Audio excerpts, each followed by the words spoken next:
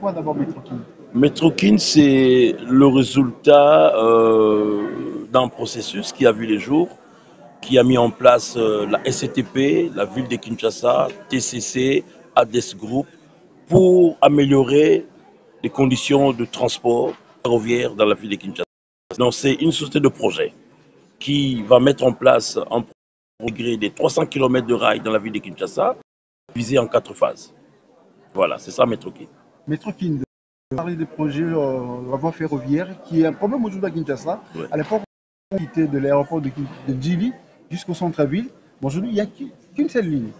De la gare centrale jusqu'à Jusqu'à Kassangoulou. Kassangoulou, Voilà, justement. voilà. Mais pourquoi cette absence d'autres lignes-là? Bon, je ne voudrais pas prendre cette question dans ce sens-là, mais du moins je dirais que cette ville a connu une histoire ferroviaire. Il y avait un train. Moi, quand j'étais enfant, on prenait un train. On prenait le train.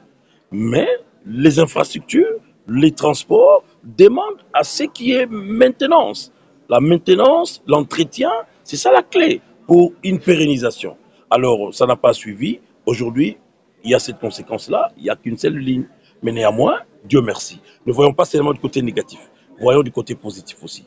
Il y a en place Metrokin, avec la SCTP qui a son savoir-faire, avec la ville de Kinshasa qui est l'organe attitré pour organiser les transports de la ville, et des privés. Nous allons améliorer nos conditions de transport. Vous savez, le besoin en mobilité dans cette ville tourne autour de 47% de la population. C'est-à-dire la ville de Kinshasa qui compte aujourd'hui plus de 15 millions d'habitants. Nous tournons autour de 18 millions. C'est à peu près 7 millions 200 personnes qui ont besoin de circuler. Le besoin est là, il est accru. Il faut trouver une solution à ça. Nous n'allons plus parler du passé, nous n'allons plus nous lamenter, nous allons voir la vie en rose dans le futur. En rose dans le futur. Voilà. Ok, je commencerai d'abord par dire que là où les gens ont habité le lieu des rails, ça veut dire ils ont envahi les emprises. Sur le plan des droits, on dira que nous allons dire que ce sont des occupations illégales. Sur le plan social, nous dirons que ces gens-là sont chez eux. Ça veut dire quoi? Nous les avons laissé les temps de s'y installer. Ils ont créé leur centre d'intérêt là. Ils ont fait des familles. Ils ont des activités commerciales. Ils sont chez eux. Voilà pourquoi nous allons organiser leur réinsertion. Ça veut dire qu'on ne viendra pas comme un bâton magique du jour au lendemain, mano militari, ou hop, demander aux gens de partir. Non. Nous sommes en train déjà de parler avec un comité qui a vu le jour et il y a une étude de pacte environnemental qui est en cours d'exécution et l'étude de pacte environnemental va prévoir ce que nous appelons le PAR, plan d'action et de réinsertion. Ça veut dire nos compatriotes, les citoyens quinois et quinoises qui ont occupé le lit de rail se verront réinstallés quelque part.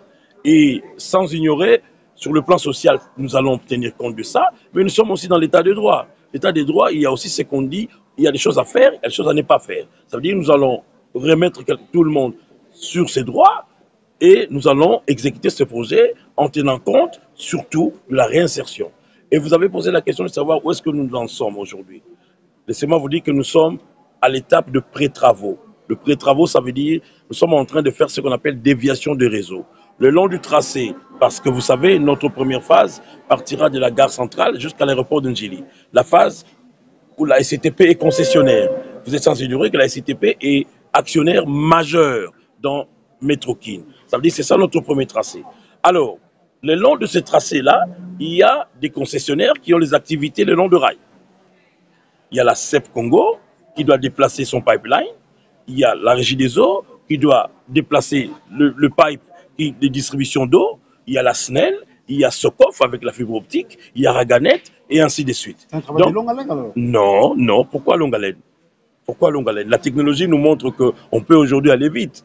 Voilà, donc aujourd'hui nous sommes dans la période de pré-travaux et ça prendra 1 à 2 mois encore. Donc disons, fin décembre, début janvier, les travaux proprement dits vont commencer. Laissez-moi vous dire, on peut parler projet du matin jusqu'au soir. S'il n'y a pas de financement, ça restera lettre morte. D'accord? Vous êtes d'accord avec moi? Alors là, c'était pour ouvrir une brèche, pour vous dire que le financement bouclé, nous partons avec le grand, parmi les grands de ce monde en matière de financement. Voilà.